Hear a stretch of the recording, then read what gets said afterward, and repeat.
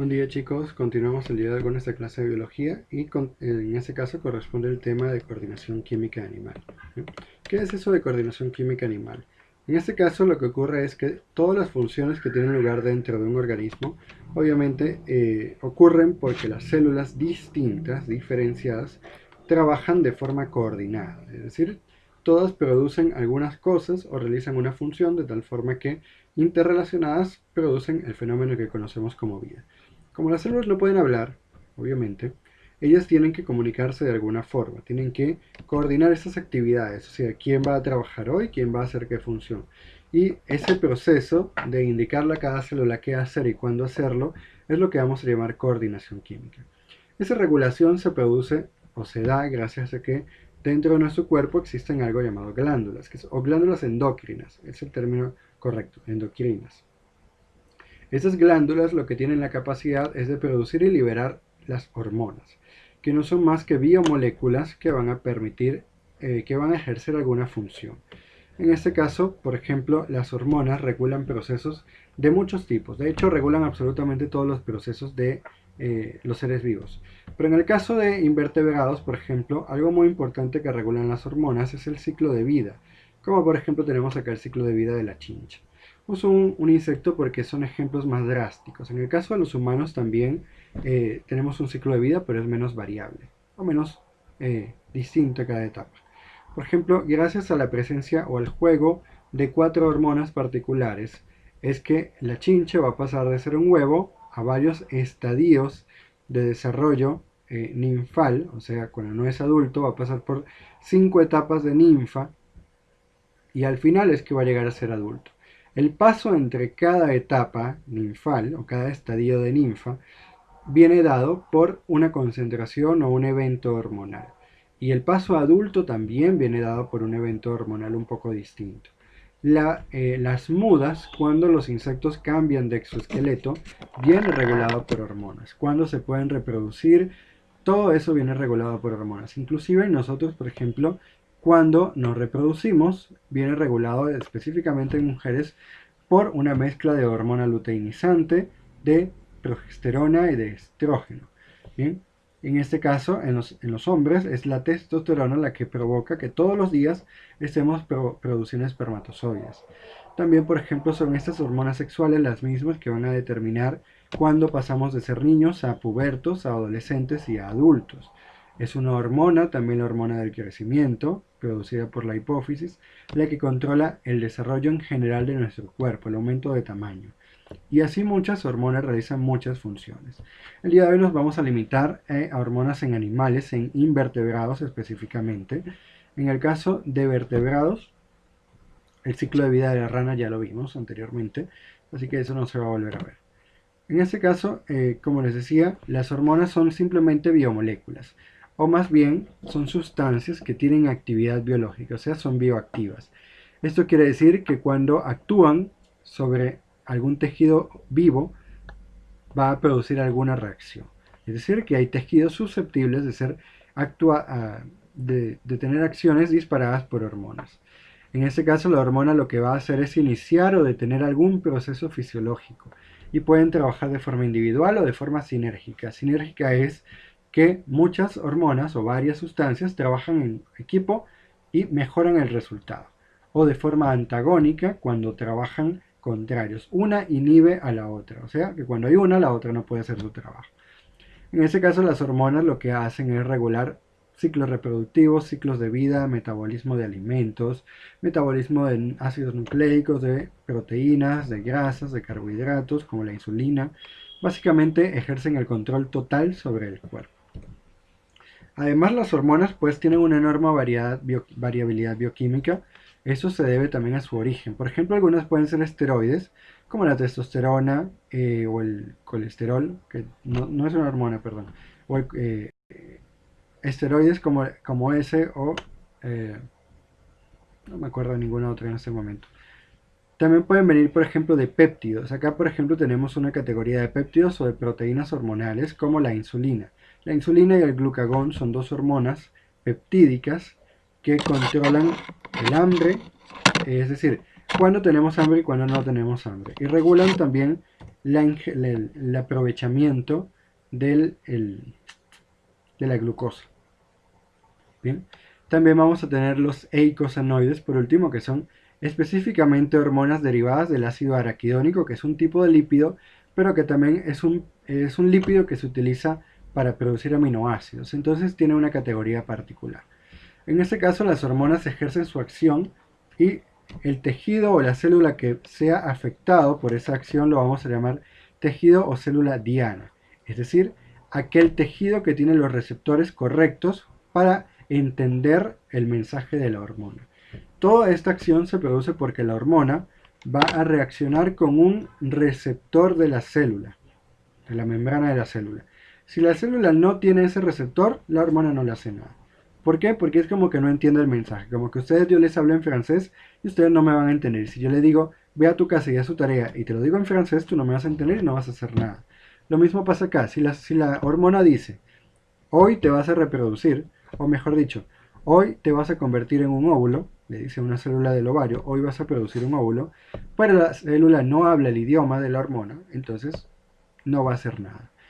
Esa hormona, de hecho, las hormonas son vertidas por las glándulas al torrente sanguíneo. Las hormonas viajan absolutamente todo el cuerpo, pero solo actúan en los tejidos que tengan el receptor adecuado, sea sus tejidos o células diana. En este caso, las hormonas en invertebrados son básicamente la mayoría son del tipo neurohormonas, es decir, son hormonas que se producen en el cerebro. Sin embargo, como los insectos no tienen cerebro, tienen ganglios, ellos tienen como pequeños cerebritos en miniatura que están repetidos en varias partes del cuerpo. Tienen muchos. Entonces, si una hormona se produce en tejido nervioso, lo vamos a llamar neurohormona. ¿Bien? Y vamos a tener básicamente estas 5: la ecdisona, bursicona, hormona juvenil, hormona protorácico-trópica y hormona de la eclosión. ¿Bien? En este caso, la ecdisona, por ejemplo, es una que se produce en las glándulas protorácicas, o sea, en el protórax. Un insecto está dividido en cabeza, tórax y abdomen. Protórax es la parte detrás de la cabeza, el cuello, por así decirlo. Mesotórax el medio y no me acuerdo la última parte. El epitórax, perdón, es la parte que está en la última parte. ¿Bien? Entonces, ellas se van a producir aproximadamente en el cuello. Eso no es un cuello, pero es la parte detrás de la cabeza del insecto. Y lo que va a controlar es que se produzca el nuevo exoesqueleto. Ahorita vamos a ver en esta imagen cómo trabajan todas juntas, pero es importante que sepan qué hace cada una por separado. La bursicona se va a producir también en células neurosecretoras del cerebro, o sea, se va a producir directamente en los ganglios de los insectos, y lo que va a causar es el desarrollo de la cutícula. G es glándula que la produce, TD es tejido diana y F es función.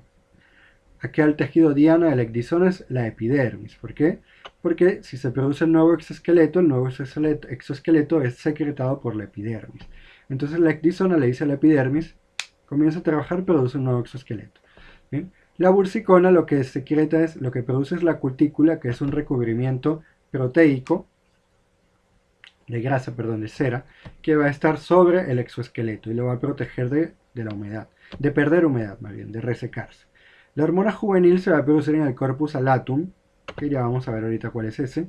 Actúa sobre la epidermis, los ovarios y las glándulas sexuales. O sea, esta hormona va a controlar el ciclo de vida de larva a adulto o a juvenil.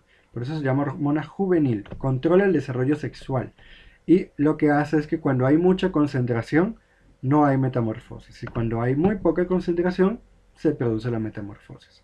La hormona protoracicotrópica se va a producir en las células neurosecretoras del cerebro, otra vez se va a producir en los ganglios y en ese caso va a actuar sobre la glándula protorácica. Es decir, que la hormona protoracicotrópica va a estimular a la glándula protorácica y la glándula protorácica produce ecdisona. O sea que la hormona protoracicotrópica va a controlar la producción de ecdisona. Una hormona va a controlar la producción de otra hormona que a su vez va a controlar la producción del exoesqueleto.